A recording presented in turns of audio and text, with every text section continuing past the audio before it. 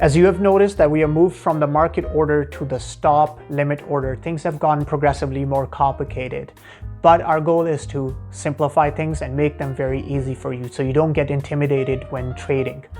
We're going to talk about an order type that if I understood properly from my very first day that I entered a trade, I would be sitting on an extra $100,000 right now.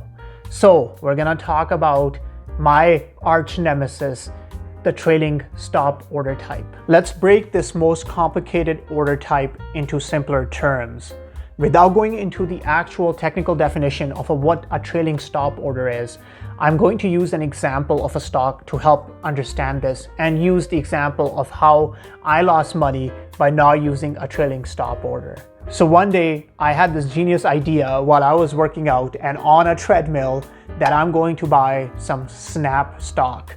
And I thought that Snap stock, I felt bullish on it on that day that it was going to go up, and I wanted to make a quick turnaround of $2 to $3 in the share price rising.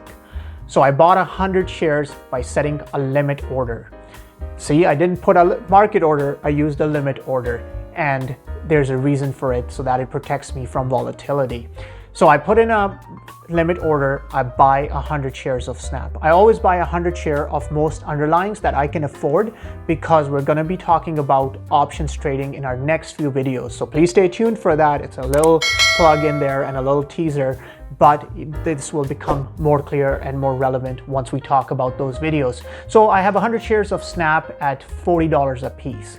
Now, while I was finishing my workout, I checked the price again, and lo and behold, the stock price has gone up to $45. I'm very happy because in 5 or 10 minutes of cardio, because cardio kills and you can't do any more than 5-10 minutes. I'm just joking.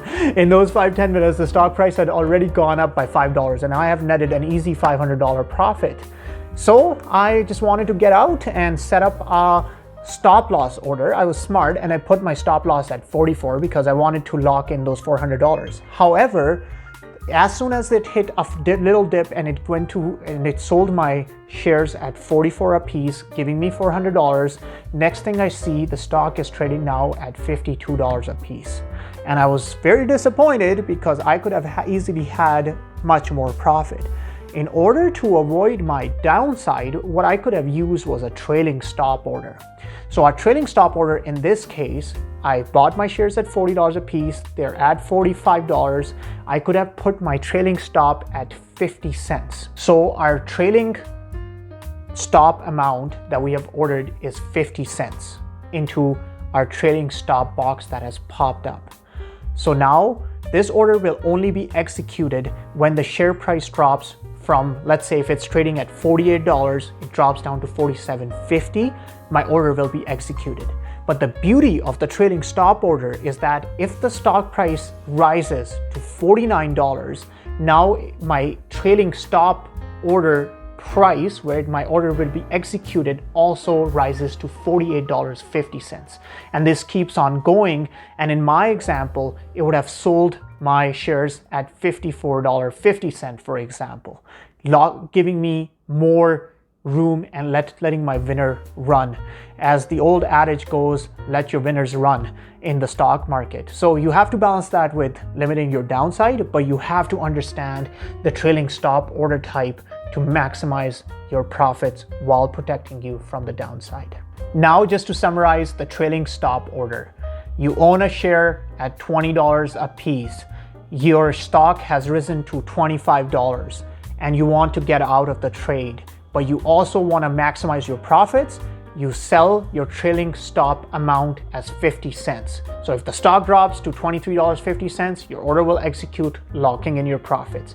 But if the stock keeps rising to $26, $27, the limit order where it will sell the stock also keeps rising by 50 cents as your trailing stop loss amount. So if the stock price reaches to $27 and your trailing stop amount was 50 cents, your new trailing stop order would be at $26.50, and so on and so forth. So we're quickly going to show you how these different order types look on my Scotia iTrade brokerage. Guys, if you see my balance, it's $0. See, you're learning from someone who has no money at all. I'm just joking. I had to do all this technical stuff to show you guys this without disclosing my account balances and account numbers to you guys. So anyway, if you look at my favorite stock, Tesla, right here, and there is this order type. So let's say if I want to buy Tesla right now, so I hit buy, I put in a quantity, it already knows me, it's saying 100 shares. And then the price type could be a market order. So in a market order, see how it takes away the limit price box, because it will get me the market price that's going and easily fill my 100 shares at whatever price is available to it. But we don't do that. We always set a limit order. So I go under limit and we'll put a price of 662, and then we'll hit preview and it will show us how much that costs. But I won't go into that because it's asking for my code and such. So we'll go next to a stop order. So now we have a stop order. Let's say I owned 100 shares and I want to sell them at a stop order of $650. That's what it would execute. Moving on to our stop limit order that we talked about, just to make things more confusing. So at stop price, right now, Tesla is trading at $662.16. I don't have all day to keep looking at the stock. So I put my stop price at $660 with a limit price to execute and sell my 100 shares at $650. So first the order gets triggered at 660 and then they sell my 100 shares at $650 a piece. We're gonna go into the trailing stop dollar order here. So trailing stop value, we're gonna put $5. And you see it automatically calculates based on the current price of $662.16, it calculated it to $657.16.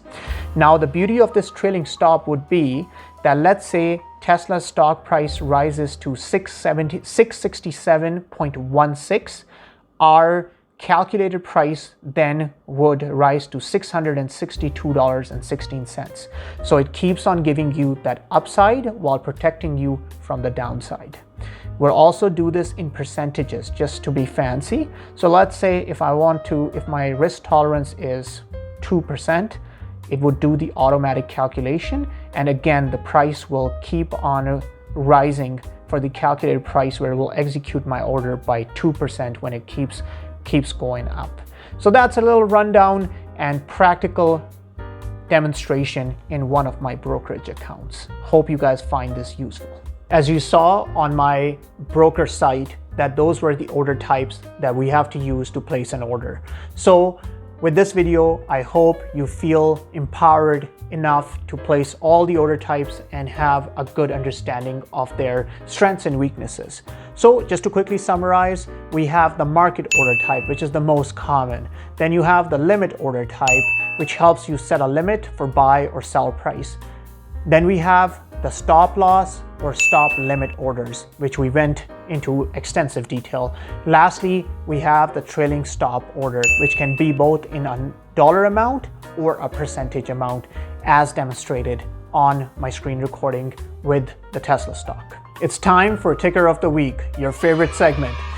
We just want to clarify that Ticker of the Week, again, is not financial advice. I'm just a guy on YouTube.